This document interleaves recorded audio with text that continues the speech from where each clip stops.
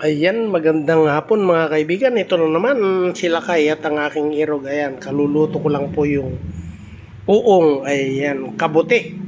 Ayan, talaga naman, nilapet.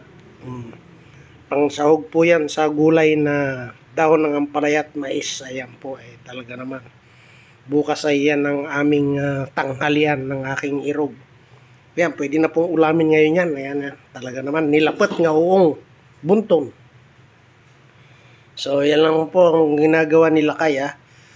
Paluto-luto pag may time.